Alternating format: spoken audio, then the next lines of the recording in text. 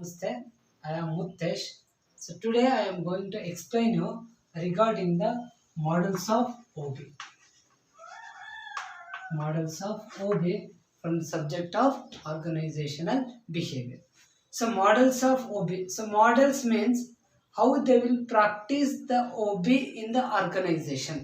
ಅಂದರೆ ಸೊ ಒಂದು ಆರ್ಗನೈಸೇಷನ್ ನಲ್ಲಿ OB ಅಂತಕ್ಕಂಥದ್ದನ್ನ ಯಾವ ರೀತಿ ಅವರು ಇಂಪ್ಲಿಮೆಂಟ್ ಮಾಡ್ಕೊಂಡಾರೆ ಅಥವಾ ಯಾವ ರೀತಿ ಅವರನ್ನ ಪ್ರಾಕ್ಟೀಸ್ ಮಾಡ್ತಾ ಇದ್ದಾರೆ ಅಂತ ಸ್ಟಡಿ ಮಾಡ್ತಕ್ಕಂಥದ್ದೇ ಮಾಡಲ್ಸ್ ಅಂತೇಳಿ ನಾವು ಹೇಳ್ಬೋದು. So in case of models of OB, so we have some of the popular models we have. Okay. So some of the models of OB is, first one is autocratic model. Autocratic model. And the second one is custodial model.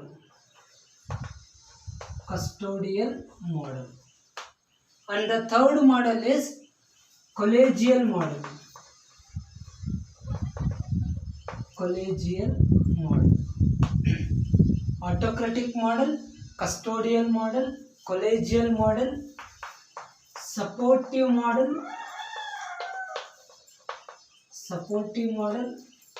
and the system model. System model. So these are the 5 popular models of OB we have. So we can discuss the one by one. So one by one we can have a discussion. So ಮೊದಲನೇದು autocratic model. So in case of the autocratic model, okay, so it's like autocratic leadership. So same autocratic model is similar to the autocratic leadership.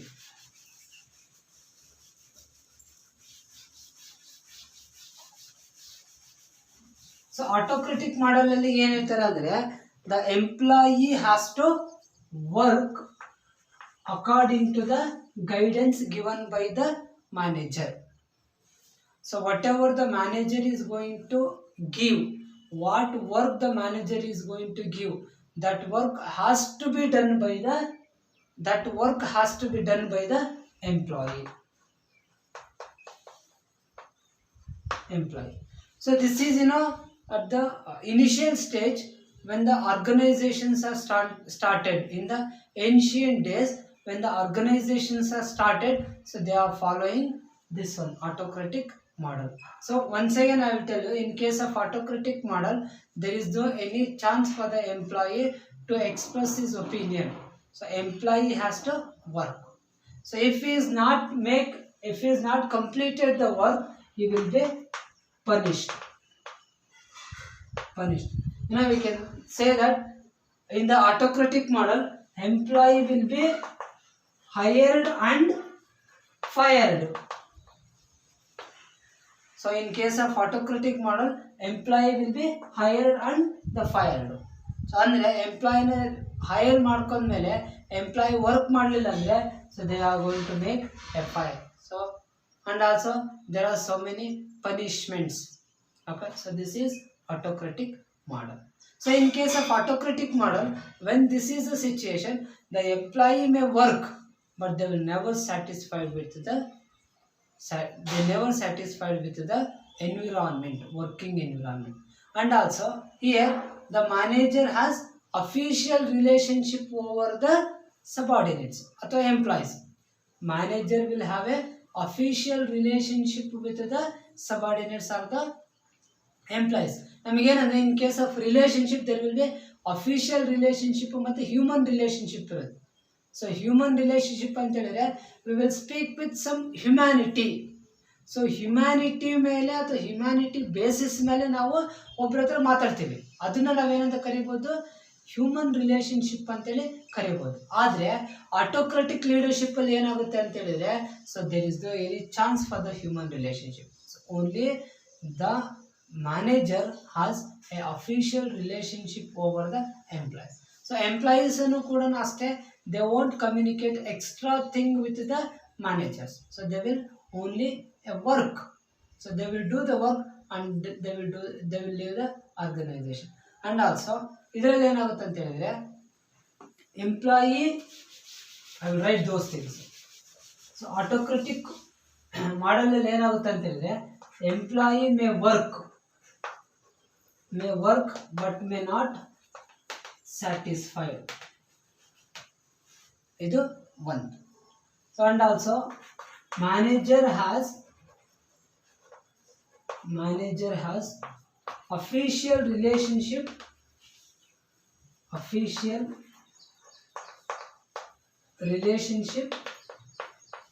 over the employees. Official relationship over the employees. So this is a ಅಂದ್ರೆ human relationship ಇರೋದು, official relationship ಇರುತ್ತೆ. ಅವರು they may work but they are not satisfied. So they may work, they are not satisfied. And employees are not ready to take responsibility.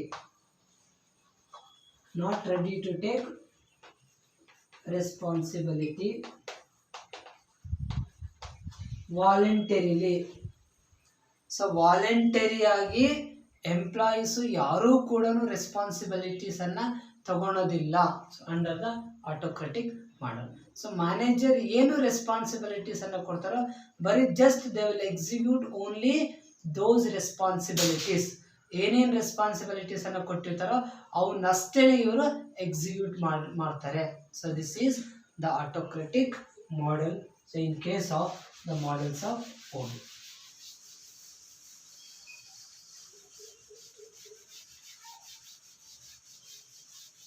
So next one is custodial model.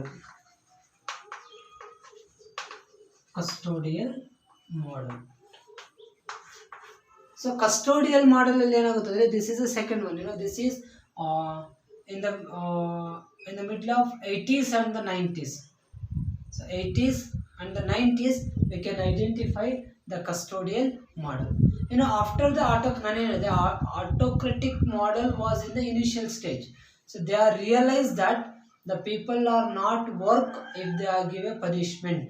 So ಅವರಿಗೆ punishment ಕೊಟ್ಟು ಅಥವಾ ಅವರಿಗೆ ಏನಾದರೂ ರಿಸ್ಟ್ರಿಕ್ಷನನ್ನು ಮಾಡಿ ಅವ್ರ ಮೇಲೆ ಪವರನ್ನು ತೋರಿಸಿ ದಬ್ಬಾಳಿಕೆಯನ್ನು ಮಾಡಿ ಏನಾದರೂ ನಾವು ಕೆಲಸ ತಗೊತೀವಿ ಅಂದರೆ ಇಟ್ ಈಸ್ ನಾಟ್ ಪಾಸಿಬಲ್ ಅನ್ನೋದು. So they are realise. So ಅದಕ್ಕೆ ಮಾಡಿದ್ರು there will be transformation in case of the models. So ಅದು ಎಲ್ಲಿ ಬಂತು ಅಂತ ಹೇಳಿದ್ರೆ, so it will comes to the custodial model. So custodial model ಏನು ಥಿಂಕ್ ಮಾಡ್ತಾರೆ ಅಂದರೆ, the employee will work if he is benefited. So if he is benefited, ಏನು monetary benefits ಅನ್ನು ಕೊಡ್ತಾರೆ.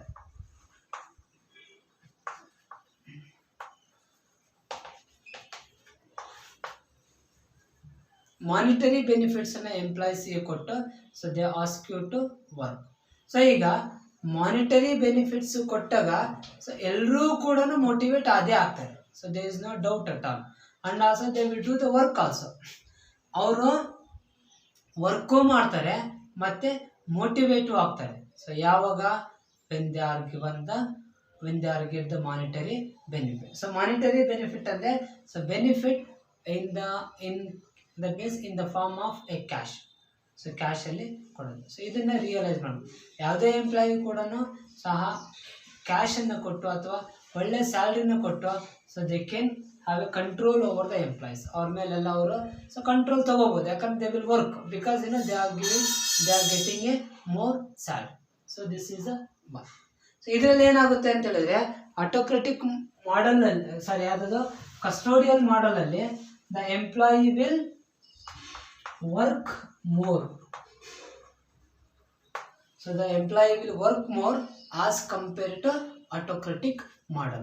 So ಯಾಕೆ as compared to autocratic model ಅಲ್ಲಿ ಅಂತ ಹೇಳಿದೆ ಅಂತ ಹೇಳಿದ್ರೆ, ಸೊ ಡೆಫಿನೆಟ್ಲಿ ನಮಗೆ ಸೊ ಯಾವ ಒಬ್ಬ ಎಂಪ್ಲಾಯಿಗೆ ಮಾನಿಟರಿ ಬೆನಿಫಿಟ್ಸ್ ಇದೆ ಅಂತ ಹೇಳಿದ್ರೆ, he will put all the effort. So ಎಲ್ಲ ಎಫರ್ಟನ್ನು ಕೂಡ ಹಾಕೋದಕ್ಕೆ ಅವರು ಸೊ ಟ್ರೈ ಮಾಡ್ತಾರೆ ಹೌದಲ್ಲ. So second one is, so there will be a motivation of employees. So ಎಲ್ಲ ಎಂಪ್ಲಾಯೀಸು ಕೂಡ ಮೋಟಿವೇಟ್ ಆಗ್ತಾರೆ ಅಲ್ವಾ. And no need to go for any punishment by the manager. So manager ಯಾವುದೇ ರೀತಿಯ ಪನಿಷ್ಮೆಂಟನ್ನು ಕೊಡೋ ಅವಶ್ಯಕತೆ ಇರೋದಿಲ್ಲ. Okay. So next, this is some one way. 10 ನಿಮಿಷ. So another way, So another way we can find that for all the employees money is not important. So for all the employees money is not important. So ನನಗೆ ನನ್ನ friend ಒಬ್ರು ಇದ್ರು, she completed the M Com. So M Com complete ಆಯಿತು. So she went for one interview to the college for the faculty. So ಫ್ಯಾಕಲ್ಟಿಯಾಗಿ ಹೋಗೋದಕ್ಕೆ ಒಂದು ಕಾಲೇಜಿಗೆ ಇಂಟರ್ವ್ಯೂಗೆ ಅಂತ ಹೋದ್ರು. ಸೊ ಇಂಟರ್ವ್ಯೂಗೆ ಅಂತ ಹೋದಾಗ ಏನಾಯಿತು, they are offering a good salary. So ಒಳ್ಳೆ ಸ್ಯಾಲ್ರಿ, ತಿಂಗಳಿಗೆ ಒಂದು 20,000 ರೂಪಾಯಿ ಸ್ಯಾಲ್ರಿ ಇರುತ್ತೆ. ಸೊ ಅದು that will be the more amount of the initial stage. So experience ಆಗ್ತಾ they can expect more. So M Com ಮುಗಿದ ತಕ್ಷಣ 25,000 ಕೊಡ್ತಾರೆ ಅಂತೇಳಿದರೆ it will be the more amount, heavy amount. ಅವಾಗ ಏನು ನಾನು ಕೇಳಿದೆ, so you might have join right ಅಂತ. ಅದಕ್ಕೆ ಅವ್ರು ಹೇಳಿದರು, ನಾನು ಅಲ್ಲಿ ಕಾಲೇಜಿಗೆ ಹೋದಾಗ ಅಲ್ಲಿರೋ ಫ್ಯಾಕಲ್ಟೀಸ್ ಯಾರು ನನಗೆ ಅಷ್ಟು ರೆಸ್ಪೆಕ್ಟಿಂದ ಮಾತಾಡಿಸ್ಲೇ ಇಲ್ಲ. ಹಾಗಾಗಿ ನಾನೇನು ಮಾಡಿದೆ, ಆ ಕೆಲಸ ಬೇಡ ಅಂತೇಳಿ ಬಿಟ್ಟು ಬಂದೆ ಅಂತ ಹೇಳಿದ್ರು. So with this example we can understand that money is not important for every time. ಎಲ್ಲ ಟೈಮಲ್ಲೂ ಕೂಡ ಮನಿ ಇಂಪಾರ್ಟೆಂಟ್ ಆಗಿರೋದಿಲ್ಲ. ಸೋಷಿಯಲ್ ಸ್ಟೇಟಸ್ ಇರಬೇಕು, ರೆಸ್ಪೆಕ್ಟ್ ಇರಬೇಕು ಅಲ್ಲ. ಸೊ ಕಂಪನಿಗೆ ಬರ್ತಕ್ಕಂಥ ಈ ಮಾಡೆಲಲ್ಲಿ ಏನು ಹೇಳ್ತಾರೆ, ಕಂಪನಿಗೆ ಬರ್ತಕ್ಕಂಥ ಎಲ್ಲ ಎಂಪ್ಲಾಯೀಸು ಮನಿಗೋಸ್ಕರನೇ ಬರ್ತಾರೆ ಅಥವಾ ಮಾನಿಟರಿ ಬೆನಿಫಿಟ್ಗೋಸ್ಕರನೇ ಬರ್ತಾರೆ ಅಂತ ಹೇಳ್ತಾರೆ. ಆದರೆ there are some people who will join to a company or who are going to join to a work just to have a status in the society. ಅವರಿಗೆ ದುಡ್ಡು ಬೇಕಾಗಿಲ್ಲ, ದುಡ್ಡು ಇಂಪಾರ್ಟೆಂಟ್ ಆಗಿರೋದಿಲ್ಲ. ಅವರಿಗೆ ಬೇಕಾದಷ್ಟು ಅವ್ರದ್ದೇ ಆದಂಥ ದುಡ್ಡು ಇರ್ತೈತೆ, ಆದರೆ ಅವ್ರಿಗೆ ಇಂಪಾರ್ಟೆಂಟ್ ಏನಾಗಿರುತ್ತೆ, ಸೋಷಿಯಲ್ ಸ್ಟೇಟಸ್ ಆಗಿದೆ. ಈಗ ಸೋಷಿಯಲ್ ಸ್ಟೇಟಸ್ಗೋಸ್ಕರ ಅವ್ರೇನು ಮಾಡ್ತಾರೆ, ಜಾಬಿಗೆ ಅಂತೇಳಿ ಅಥವಾ ಕೆಲಸಕ್ಕೆ ಅಂತೇಳಿ ಅವರು ಬರ್ತಾರೆ. ಸೊ ಅಂಥ ಟೈಮಲ್ಲಿ ಮನಿ ವಿಲ್ ನಾಟ್ ಮ್ಯಾಟರ್. ಅವರಿಂದ ಅವರನ್ನು ಮೋಟಿವೇಟ್ ಮಾಡೋದಕ್ಕೂ ಸಹ ಆಗದೇ ಇಲ್ಲ. So this is the entire, that means the overall analysis of the custodial model. So this is the second one. So next one is collegial model.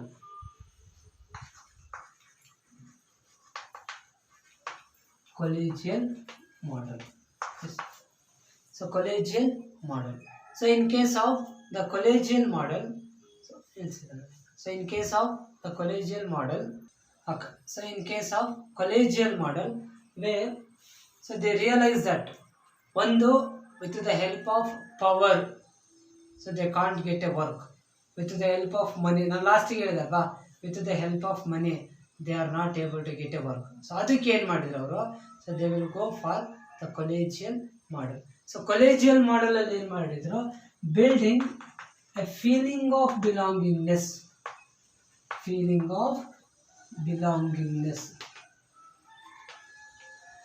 ಅಥವಾ feeling of partnership.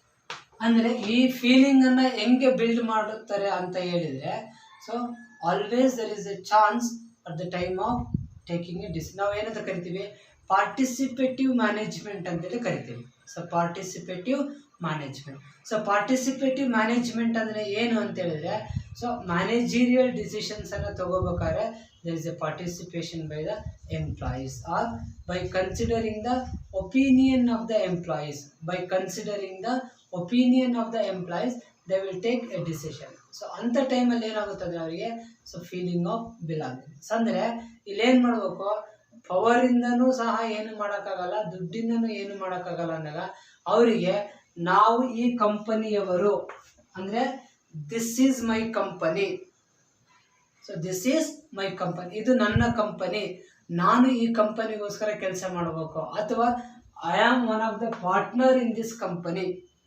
ನಾನು ಈ ಕಂಪನಿಯ ಪಾರ್ಟ್ನರ್ ಇದ್ದಂಗೆ, ಆ ರೀತಿ ಫೀಲಿಂಗನ್ನು ಬಿಲ್ಡ್ ಮಾಡಿದ್ರು. So ಆ ಬಿಲ್ಡ್ ಮಾಡಿದ್ದು ಯಾವುದರಲ್ಲಿ ಅಂತ ಹೇಳಿದ್ರೆ, ಕೊಲೇಜಿಯಲ್ ಮಾಡೆಲಲ್ಲಿ.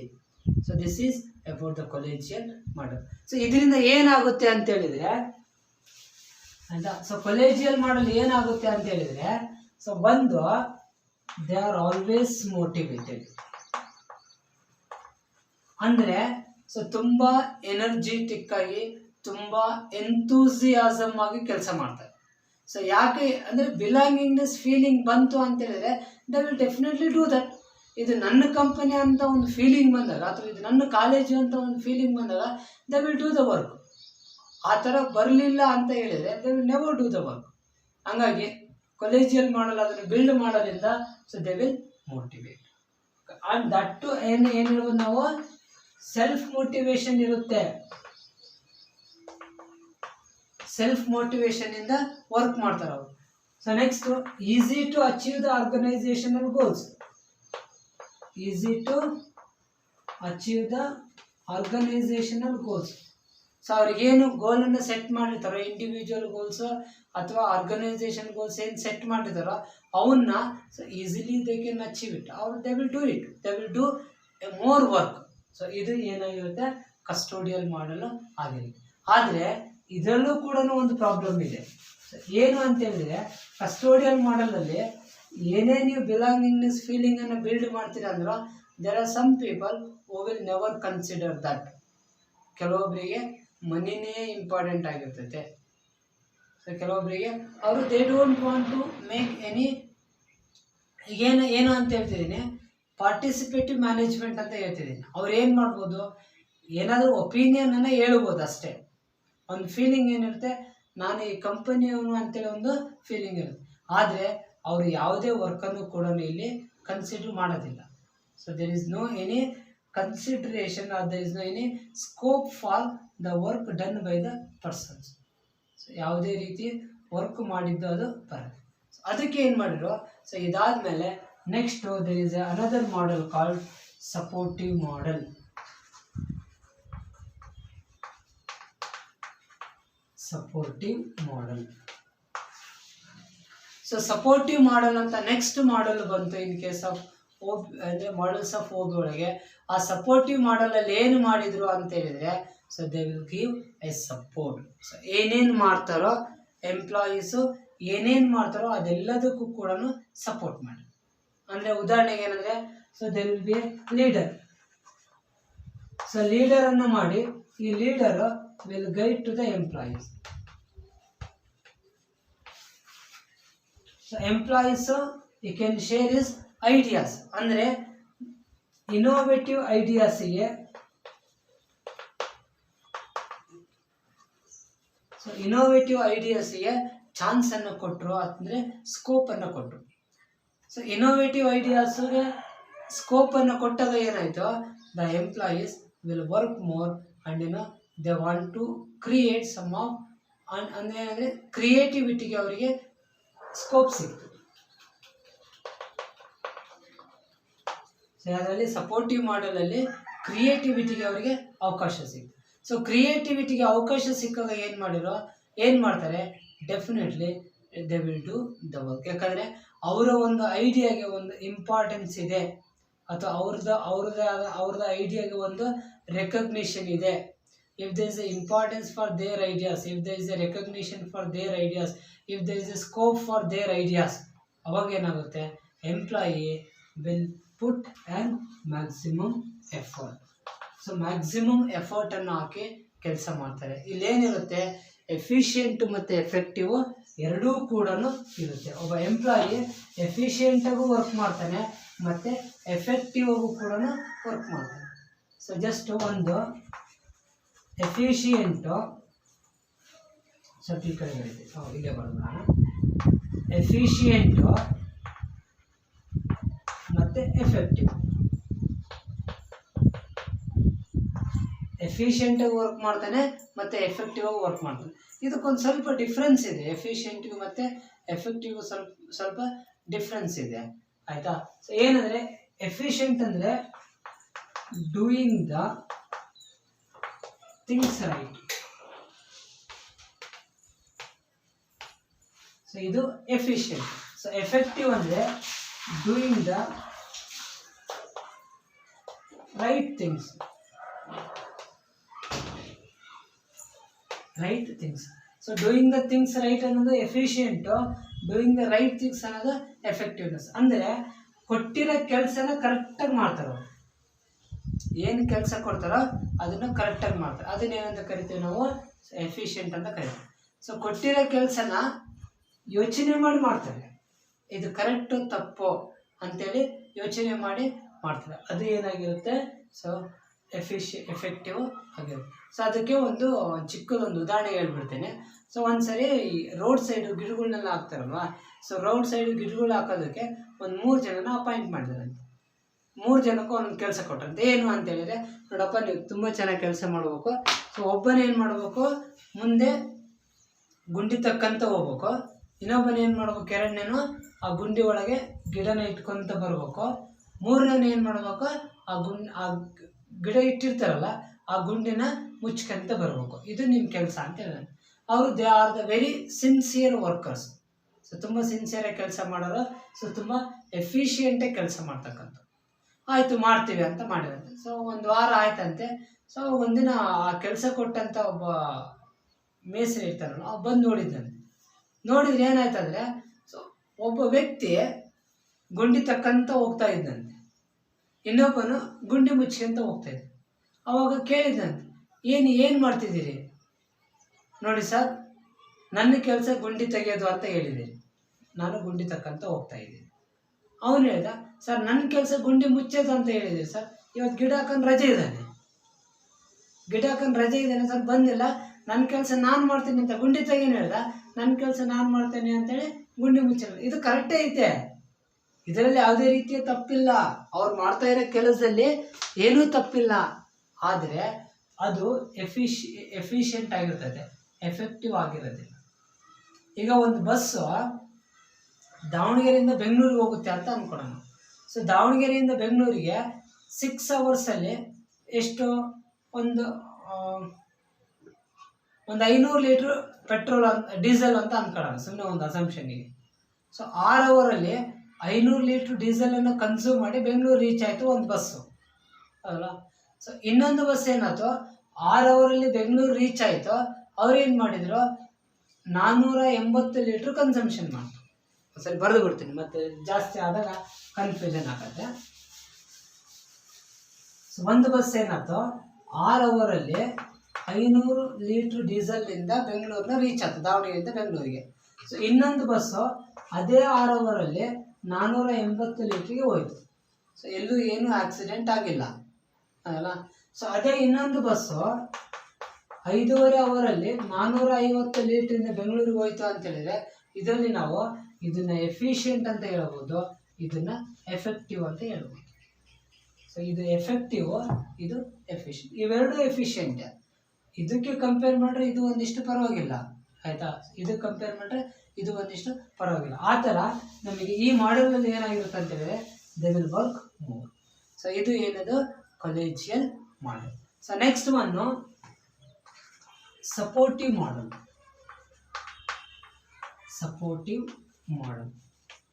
ಸೊ ಸಪೋರ್ಟಿವ್ ಮಾಡಲಲ್ಲಿ, ಆಯಿತಾ, ಸಪೋರ್ಟಿವ್ ಮಾಡಲಲ್ಲಿ so they will support.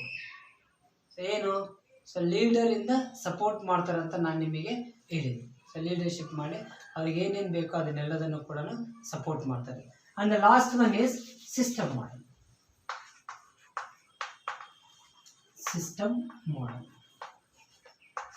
So system ಮಾಡೆಲಲ್ಲಿ ಏನಾಯ್ತು, ಈಗ ನೋಡ್ರಿ, ಕ್ರಿಯೇಟಿವಿಟಿಗೆ ಅವಕಾಶ ಕೊಟ್ಟರು ಕೆಲಸ ಮಾಡಲ್ಲ ಕೆಲವೊಬ್ಬರು, ಮನಿ ಕೊಟ್ಟರು ಕೂಡ ಕೆಲಸ ಮಾಡಲ್ಲ, ಬಿಲಾಂಗಿಂಗ್ನೆಸ್ ಫೀಲಿಂಗನ್ನು ಕೊಟ್ಟರು ಕೆಲಸ ಮಾಡೋದಿಲ್ಲ, ಆಯಿತಾ. ಸೊ ಮತ್ತೇನು, ಅವರಿಗೆ ಅವ್ರ ಮೇಲೆ ಅಧಿಕಾರ ಚಲಾಯಿಸಿದ್ರು ಕೂಡ ಕೆಲಸ ಮಾಡೋದಿಲ್ಲ. So there is only one way, so that is they need to build a trust. So ಟ್ರಸ್ಟನ್ನು ಬಿಲ್ಡ್ ಮಾಡೋದು ಅದಲ್ಲ, ಅಂದರೆ ಟ್ರಸ್ಟ್ಫುಲ್ ವರ್ಕಿಂಗ್ ಎನ್ವಿರಾನ್ಮೆಂಟನ್ನು ಕೊಡೋದು, ಅಥವಾ ಏನದು ಎಥಿಕಲ್ ವರ್ಕಿಂಗ್ ಎನ್ವಿರಾನ್ಮೆಂಟನ್ನು ಕ್ರಿಯೇಟ್ ಮಾಡಿಕೊಡೋದು. ಸೊ ಎಥಿಕಲ್ ವರ್ಕಿಂಗ್ ಎನ್ವಿರಾನ್ಮೆಂಟನ್ನು ಕ್ರಿಯೇಟ್ ಮಾಡಿಕೊಟ್ಟಾಗ definitely they will motivate. So ಅವರು ಮೋಟಿವೇಟ್ ಆಗ್ತಾರೆ, ಅವರು ವರ್ಕು ಕೂಡ ಮಾಡ್ತಾರೆ. So like this, so these are all some of the models of organisational behaviour ಅಂತ ನಾವೇನಂತ ಕರಿತೀವಿ, OB ಅಂತೇಳಿ ಕರಿತೀವಿ. ಸೊ ಪ್ರತಿಯೊಂದು ಮಾಡೆಲ್ಲೂ ಕೂಡ there will be a gradual development. So there will be gradual development. ಒಂದೊಂದೇ ನೋಡ್ಕೊಂತ ಬಂದಾಗ ಅದರಲ್ಲಿ ಏನು ಲಿಮಿಟೇಷನ್ ಇತ್ತೋ, ಅದು ಒಂದು ಮಾಡೆಲಲ್ಲಿ ಏನು ಲಿಮಿಟೇಷನ್ ಇತ್ತೋ ಆ ಮಾಡೆಲನ್ನು ಓವರ್ಕಮ್ ಮಾಡೋದಕ್ಕೋಸ್ಕರ ಏನು ಮಾಡಿದ್ರು, ಇನ್ನೊಂದು ಮಾಡೆಲನ್ನು ಬಿಲ್ಡ್ ಮಾಡಿದ್ರು. ಆ ಮಾಡಲಲ್ಲಿರೋ ಲಿಮಿಟೇಷನನ್ನು ಓವರ್ಕಮ್ ಮಾಡೋದಕ್ಕೆ ಏನು ಮಾಡಿದ್ರು, ಇನ್ನೊಂದನ್ನು ಮಾಡಿದ್ರು. ಸೊ ಈಗ ಪ್ರೆಸೆಂಟ್ ಸಿಚುವೇಶನ್ ಯಾವ್ದು ಬೇಕೋ, ಎಲ್ಲಿ ಕಂಪನಿಯಲ್ಲಿ ಟ್ರಸ್ಟ್ ವರ್ದಿನೆಸ್ ಇರುತ್ತೋ, ಎಲ್ಲಿ ಕಂಪನಿಯಲ್ಲಿ ಎಥಿಕಲ್ ಎನ್ವಿರಾನ್ಮೆಂಟ್ ಇರುತ್ತೋ, ಸೊ ಅಂಥ ಕಡೆ ವರ್ಕ್ ಮಾಡೋದಕ್ಕೆ ಈಗಿನ ಜನ್ರೇಷನ್ ಅಥವಾ modern generation people will like it. So this is the one. So this is about the models of OPE. So thank you one and all for watching my video. So ನನ್ನ ವಿಡಿಯೋನ like ಮಾಡಿರಿ, share ಮಾಡಿರಿ, so subscribe ಮಾಡಿರಿ, comments ಮಾಡಿರಿ. So subscribe ಮಾಡಿದ ಮೇಲೆ ನಿಮಗೆ ಅಲ್ಲೊಂದು ಬೆಲ್ ಐಕಾನ್ ಬರುತ್ತೆ. ಸೊ ಆ ಬೆಲ್ ಐಕಾನ್ ಮೇಲೆ ಕ್ಲಿಕ್ ಮಾಡಿದ್ರೆ ನಾನು ನೆಕ್ಸ್ಟ್ ವಿಡಿಯೋ ಮಾಡಿ ಅಪ್ಲೋಡ್ ಮಾಡಿದಾಗ ನಿಮಗೆ ಅದು ನೋಟಿಫಿಕೇಷನ್ ಬರುತ್ತೆ. So thank you for your support.